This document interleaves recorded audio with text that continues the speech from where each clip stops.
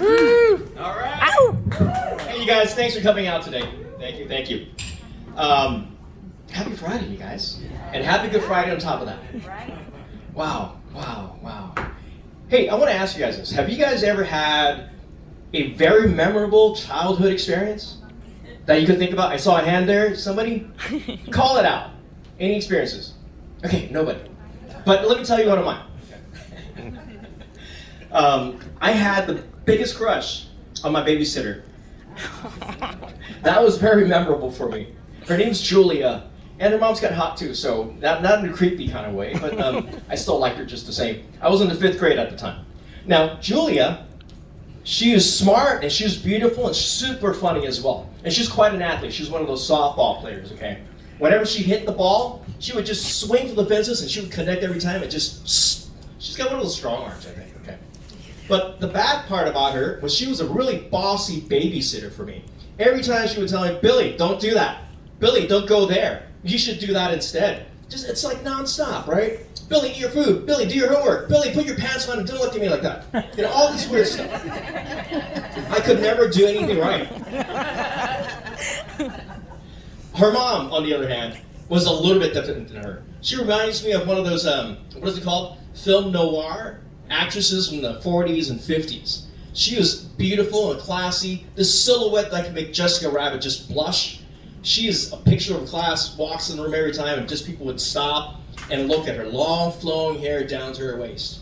Boy, those are good memories, and I could kind of go on and on. But I did have another milestone recently that wasn't so cool. I turned 50 the other week. Thank you. It almost feels like a pity clap there, you know. So 50 is weird because you're not young and you're not old. You're kind of stuck in the awkward middle somewhere. I don't know how to feel about it really. So I'm sitting at the bar just last Friday thinking about this very same thing, thinking about getting older. And my friend Patrick walks in. Patrick's one of these guys that is like a stoner type, okay? He always has edibles every single place he goes, and is always happy to share, okay? So Patrick comes, gives me an edible, we have a seat, we're talking, and he's like, "Hey, Billy." "What's up, Patrick?" "My friend just got a senior citizens discount card. And he gets 25% off at Arby's, at Denny's, at IHOP, and McDonald's, and Kentucky Fried Chicken." And I'm thinking, that's nice for him, but it's like, those are places, none of those places I go to. You know, it's not helpful for me.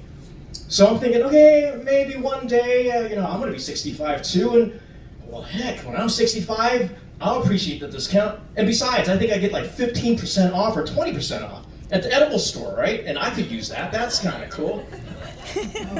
So even before I could even finish that thought, Patrick has more to say. He always has more to say. He says something about every single thing. I don't know where it comes from. There is a time when, a couple of years back, I was having a dinner party at my house. I didn't have enough time to cook. There was a young lady I'm trying to impress, and she was coming over. I said, "Hey, Patrick, do me a favor, man. Would you please go to chapter 1? Here's $50. Go to chapter 1, pick up some food, come to dinner as well. Britt's coming over too, and I'm gonna pretend I made the dinner, okay? Just, I'll clean it up." Anyway, everyone's sitting around. I made this awesome dinner. I described how I made it, the history. I'm sounding really good at this point, okay? And then she was really impressed. I'm like, I'm scoring some points with this woman. That's kind of cool. And guess what happens? Patrick. Patrick happens.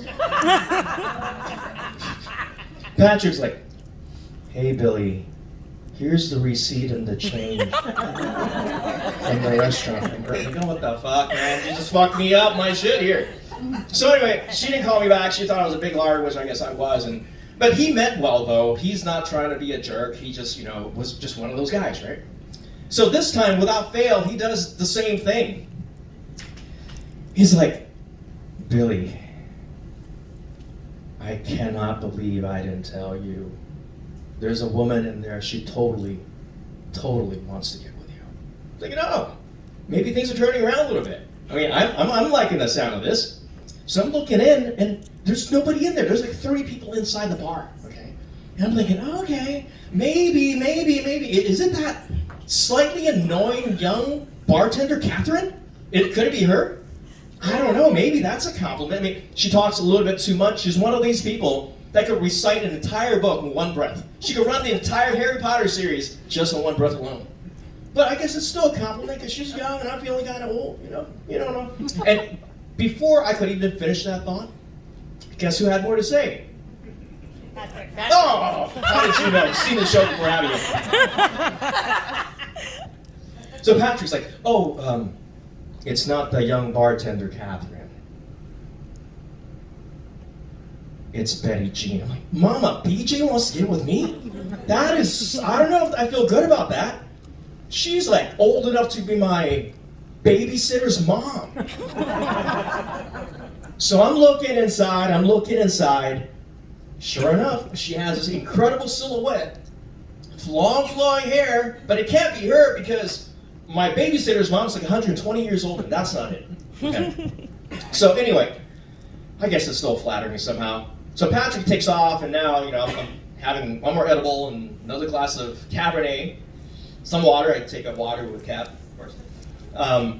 So I'm sitting there thinking, okay, how am I gonna make my salmon tonight? I went to the farmer's market on Wednesday and I bought king salmon. It's going on high season, Swiss chard, and creamy mashed potatoes, right? I'm gonna gourmet the living shit out of this thing. So, what else am I gonna do? Okay, maybe I'm gonna watch, I think the Bill Murray movie's gonna be on, Lost in Translation. You guys heard of that one before? It kind of speaks to me about this time. So tomorrow I could actually get up early and hit the Costco pharmacy and beat all the lines, not wait at all. So that's my plan for tonight. And then, while I was thinking about this, drinking my wine, contemplating my life, and then my friend Storm, Storm's not really my friend yet.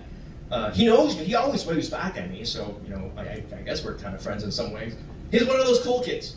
He's one of those cool guys that hang out at the bar. He owns a fetish club in Irvine.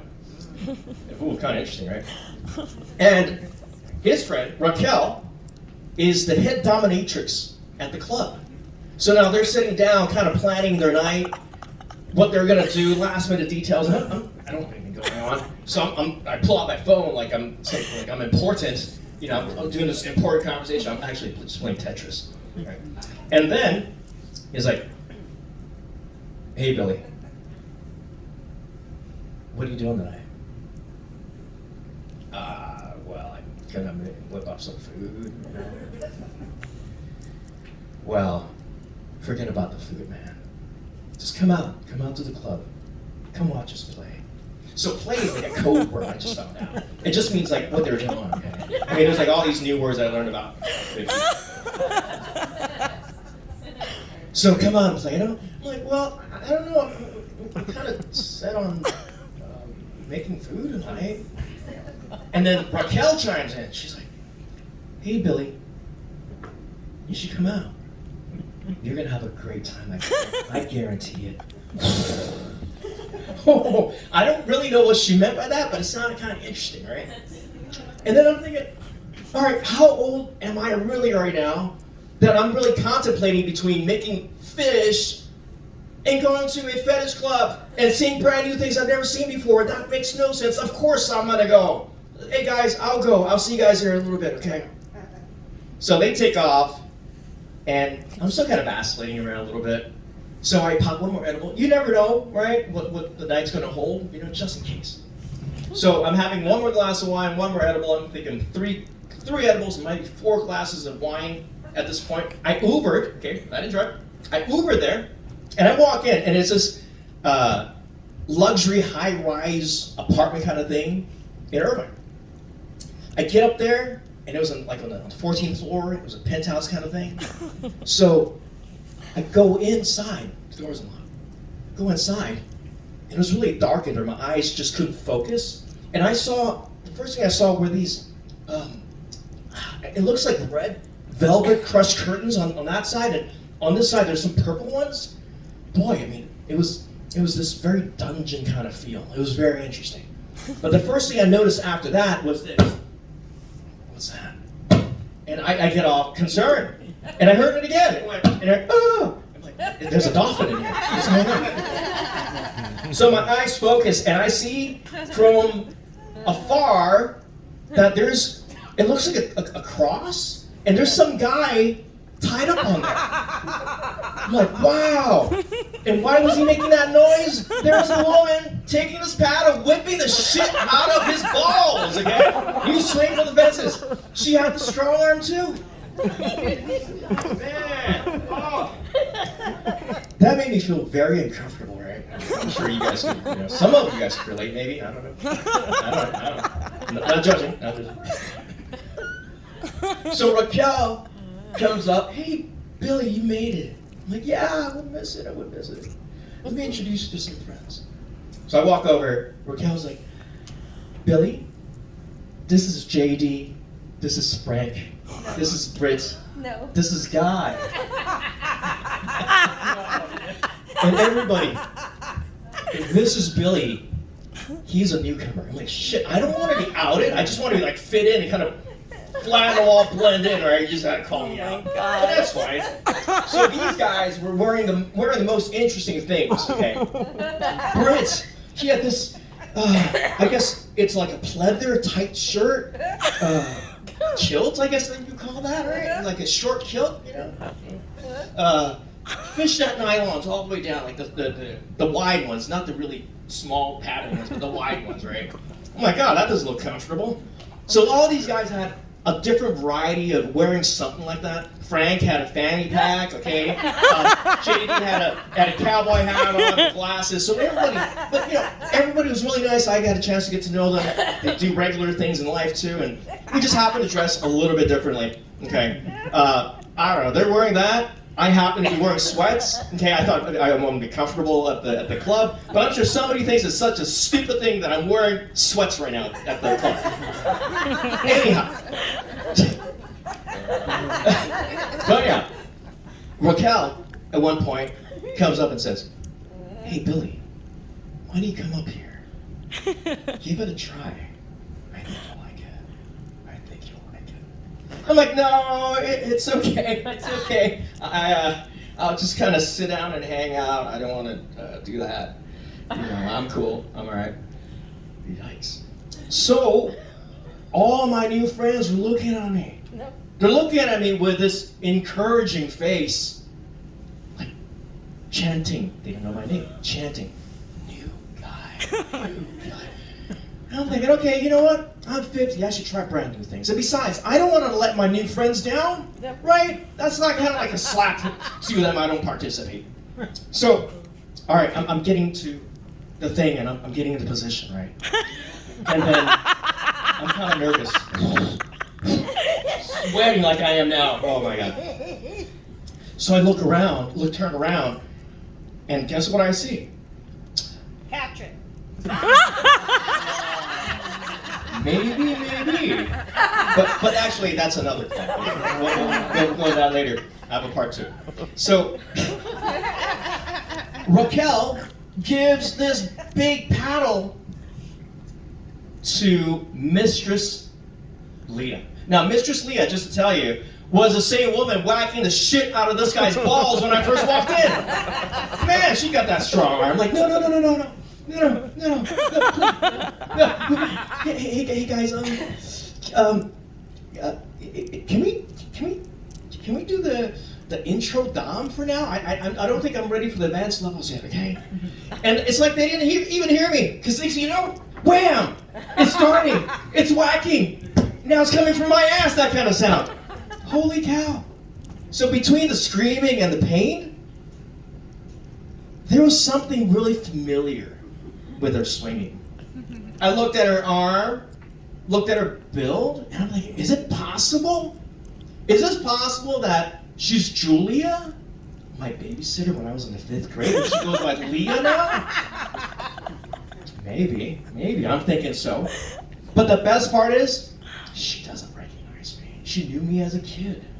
No idea who I am. So you know what that means. Payback's a fucking bitch now.